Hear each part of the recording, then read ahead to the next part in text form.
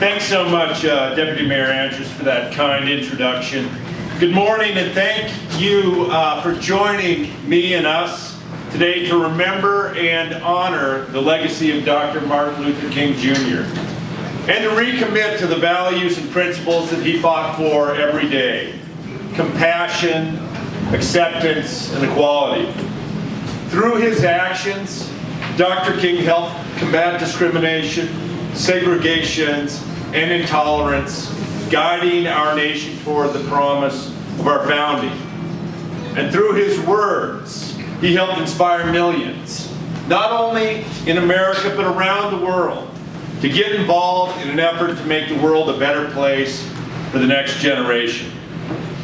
Despite the fact that Montana is a place that welcomes all people and recognizes the value of diversity, and despite that Montana's Constitution affirms basic human rights, declaring that the dignity of the human being is inviolable, Montana still has no statewide protections that comprehensively prohibit discrimination on the basis of sexual orientation, gender identity, gender expression, pregnancy, childbirth, or medical conditions relating thereto, genetics, or military service and veteran status. Montana's Human Rights Act does not list these classes as protected, and therefore does not expressly prohibit discrimination of Montanans in these classes in areas of employment, housing, and public accommodations. As a result of the lack of express protection under Montana law, many Montanans do remain unprotected from discrimination where they live, where they work, and access public services. Today is a day our state and our country honors Dr. Martin Luther King Jr. And on this day, I'm guided by the words he wrote while jailed in Birmingham during our country's fight for racial equality.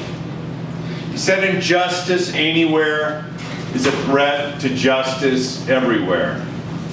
So today it's my honor to stand up for Montanans and issue an executive order that expands the prohibition of denial of equal opportunity, discrimination, and harassment in state employment, state contracts to include gender identity, gender expression, pregnancy, childbirth, or medical conditions related thereto, genetics, or military service and veteran status.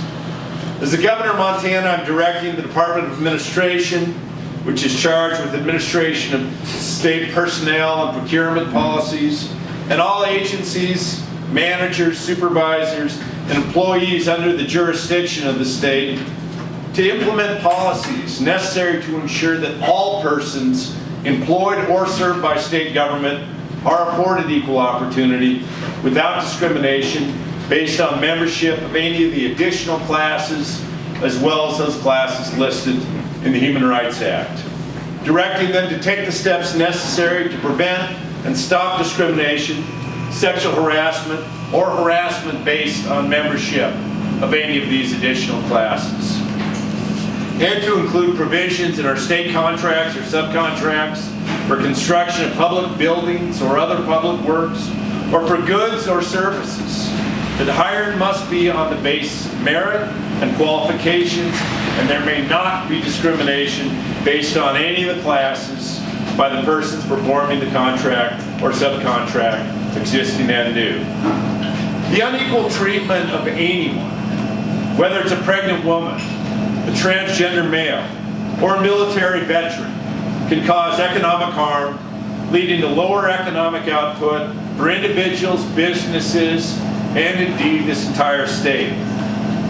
By discriminating based on a host of job-irrelevant characteristics, including race, ethnicity, gender, age, disability, sexual orientation, and gender identity, businesses put themselves at a competitive disadvantage compared to businesses that evaluate individuals based solely on their qualifications and capacity to contribute.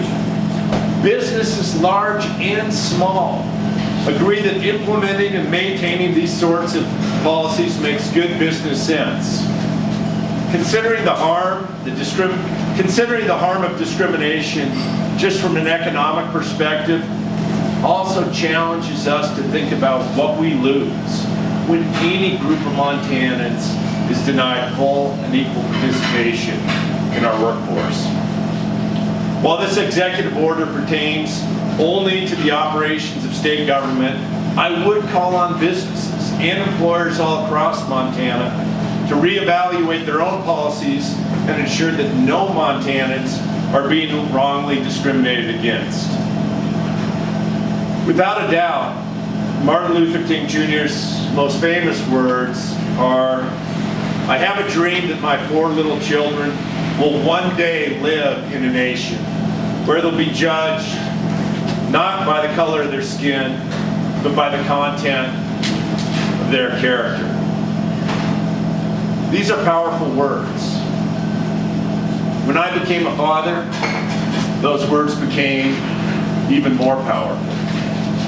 As a father, I have a responsibility to my 2 young daughters and to my son to do all that I can to ensure that the world that they grow up in is even better than the world that I grew up in. I hope that today is one of those moments that they can point to and say that I was at least a little bit successful.